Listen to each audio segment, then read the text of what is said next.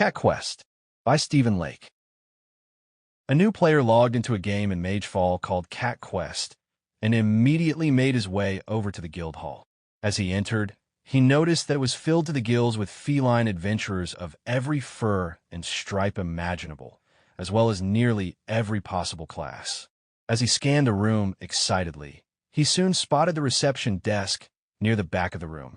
He trotted forward a few paces before suddenly realizing that he too was a cat. He then stopped, examined himself briefly, finding life in feline form to be interesting before continuing on to the reception desk. Upon arriving, he found the counter to be manned by a gigantic brown cat. "May I help you?" asked the receptionist cat. "Yes, I would like to register as an adventurer in your guild," exclaimed the player proudly. However, the look of muted disdain on the receptionist cat's face told him that it wouldn't be quite that easy. The player's face sank at the revelation. "I do not know from what kingdom you hail, but in our lands, no feline may become an adventurer until he has proven his mettle as a parcel carrier," replied the receptionist disdainfully. The player's ears folded back on his head as his tail whipped anxiously in reply. "Wait, hold on. Are you saying that I will need to spend a period of time as what amounts to a galactic parcel service delivery cat before I am ever allowed to become an official guild member?" he asked in disbelief. The receptionist nodded. "This has been the rule of the guild since the day it was founded. All who come here must first prove themselves before they are ever allowed to hold the honored title of adventurer," he replied. The player furrowed a brow at this as his ears twitched pertly from side to side. He then looked around the room at all the other feline adventurers gathered there and pondered his options. Clearly this game looked to be just as fun as everyone had said it was. He just hadn't expected to be forced into this role before he could ever begin enjoying the game's numerous other perks. After thinking about this quietly for several minutes, he eventually sighed. "Welp, nothing ventured, nothing gained, I guess," he thought to himself. He then nodded at the receptionist. "Then I will gladly accept your offer. Where do I begin?" he asked. The receptionist casually reached under the counter and pulled out a small leather bag along with a rolled-up and tied-off piece of parchment. "Take this to the West Farthing to Castle Grebel and deliver it to the lord of the manor there," he said very stoically. The player furrowed his brow and folded back his ears at this, but quietly obeyed. He then took the two items, placed them in his backpack, and quickly made his way out of the guild hall on all 4 feet. And to say that something like that wasn't a bit odd to him is putting it lightly. He then quickly made his way out of town and into the countryside a ways before suddenly realizing that he didn't have a map to his first destination, nor did he know the way.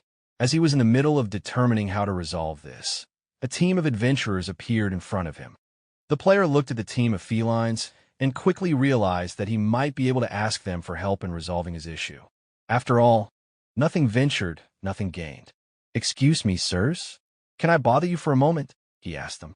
The team of adventurers stopped, sat down, and studied him with interest. "What is it that we can help you with?" asked one of them. The player studied the adventurer, a giant beast of a cat, and clearly the team's tank, before twitching his ears and tail pertly in thought. "I am new to this world, and have been given a task to deliver a message to Castle Grebel and the lord who resides within it. However, I left town too quickly, and now find myself bereft of a map that will tell me how to find his place," he said. The others in the questing team all looked briefly at each other before smiling at him kindly. They all fondly remembered their own days being in this position, and thus knew exactly the conundrum that this new player now found himself in. "Ah, yes, Castle Grebel.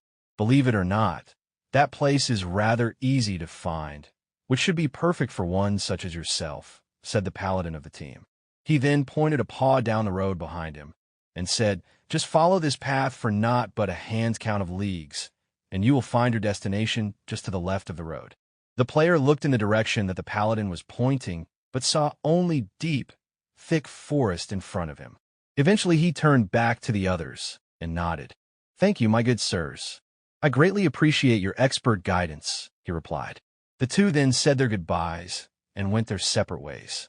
However, after traveling only a handful of miles, the player met up with a large, horse-sized cat coming down the road towards him, pulling an equally large cart of wares behind him. As the merchant cat approached him, the player waved him down. "Excuse me, sir, can you confirm for me that I am on the correct path to discover Castle Grebel?" he asked. The merchant cat smiled at him. "Why, yes, you are. It is but a few tiny leagues ahead. You can't miss it," he replied. "Thank you, sir. Your help is appreciated."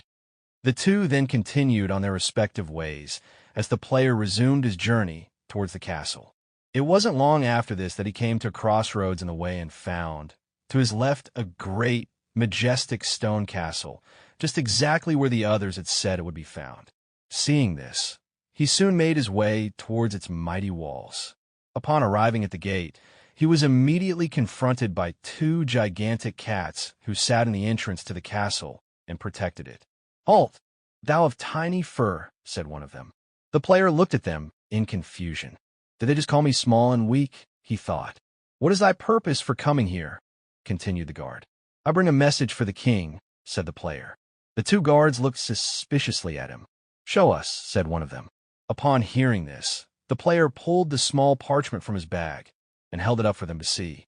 Upon spotting the seal that was on the bindings of it, they immediately knew that the player's words were true.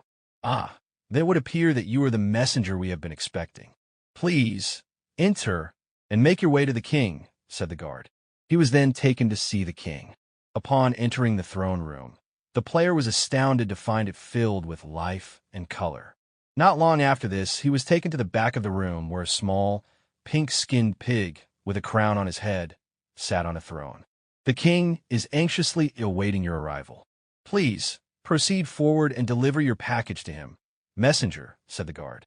Despite being perplexed at the rather confusing sight that spread out before him, the player quickly trotted across the room, stopped in front of the throne, and bowed respectfully. "I have come, as requested, to deliver a message to you, your lordship," he said. The pig on the throne quietly studied the player for several moments before letting out a deep, almost annoyed oink.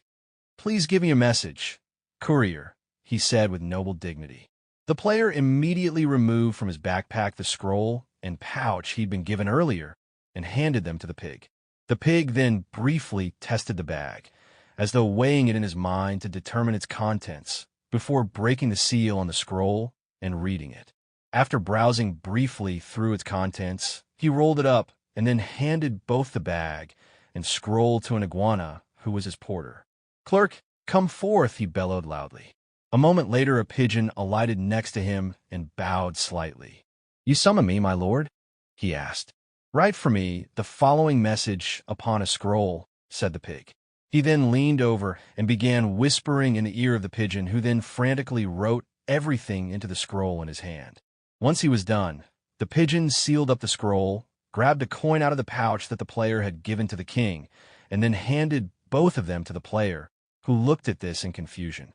If you are wondering the purpose of the coin, it is your payment for successful delivery of the letter that you brought with you. The new scroll that you have been given is to be taken across the way to Dajin Castle. As you are unlikely to know its location, we will provide you with a map prior to your departure that you may use to locate your destination. Now, be off with you, as the urgency of this message is of greatest paramount," he said. The player nodded in understanding, took the letter and the agreed-upon map, and then hurried out of the castle towards his new destination. After arriving in the next city, he was immediately ushered in to see the king. But, upon entering the throne room, he was shocked to discover that the king in question was a large Shiba Inu dog who sat proudly on a great, golden throne shaped not unlike a Chinese dragon.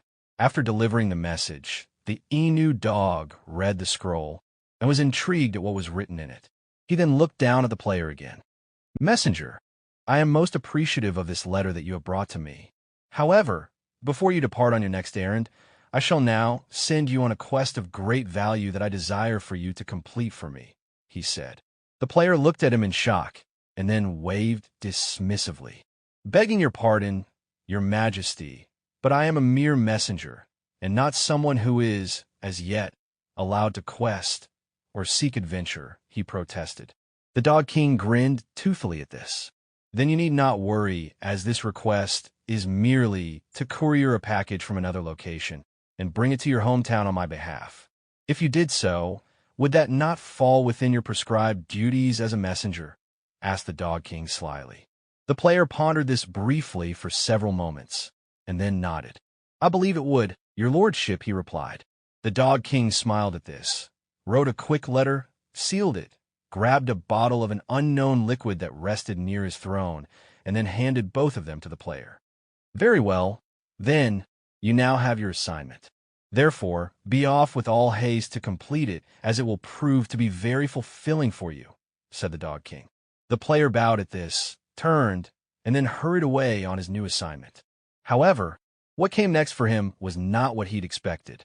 In order to deliver this one simple letter and its accompanying bottle, as he'd been requested to do, he was forced to undertake a number of unexpected challenges along the way, ultimately resulting in the near failing of his mission on several occasions. Eventually, however, he successfully reached his destination and entered the guild offices there tired, soaking wet, and covered in mud. Upon delivering the letter, the receptionist quickly read it before setting it aside, and hastily scribbling a note on a piece of parchment that he handed to the player, along with a small silver coin as the payment for his delivery. He then sent him back to the city where he'd come from, along with yet another package to be delivered, this time to the guild offices there. As the player hurried away as fast as he could back to the city where he'd started from, he was repeatedly attacked by bandits, drenched by rain, soiled by mud, and chased by monsters along the way. Eventually, after completing this long, exhausting, and grueling challenge, he arrived in his home city. Upon arriving in his home guild office, he walked in the door, filthy, dirty, and covered in mud, and slowly made his way over to the reception desk.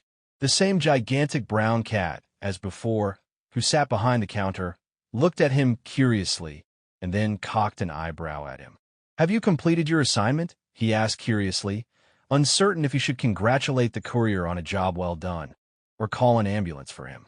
"I have indeed completed the quest as you have asked, and I have also brought a package with me that is addressed to you," said the player, the clear sound of exhaustion echoing in his words.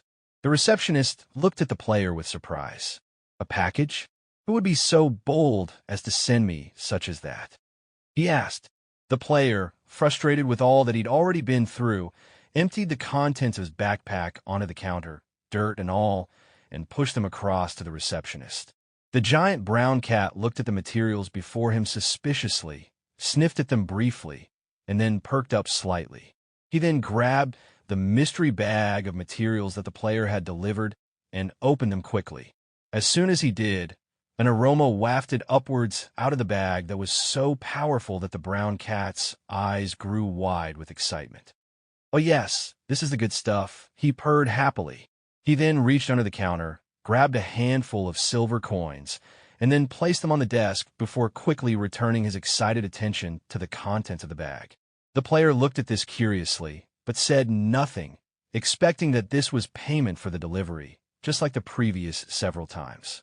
He then quietly slipped the coins into his backpack before stepping back several paces and watching as the guild receptionist almost seemed to melt into absolute feline ecstasy as his nose rooted around happily in the bag.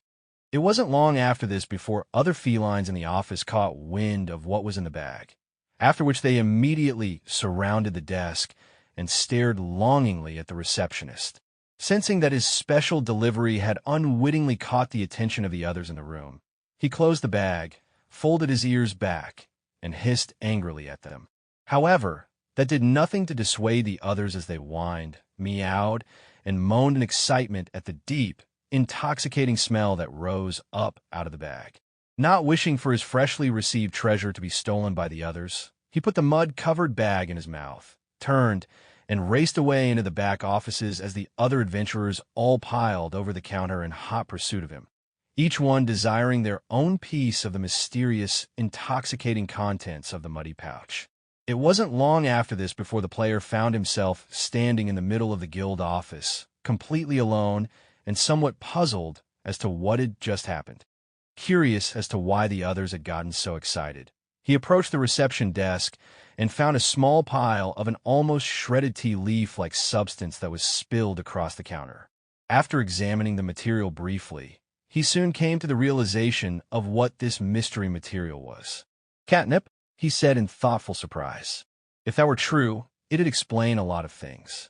Eventually, though, not being someone who was interested in such foolish cat-like things, he then leapt down from the desk and made his way over to the job board. Even if nobody was there to approve his request, he at least wanted to see if he could find something to do that might occupy him for the next few hours until everyone had finally slept off their crazed catnip-fueled ecstasy binge and returned to their normal feline sanity. After all, there was coin to be made, adventure to be had, and places to see. Although, before he did that, he definitely needed a bath, as you can't exactly stand before kings and monarchs, carrying messages of great worth and value, looking like you just crawled out of a pigsty on discount day.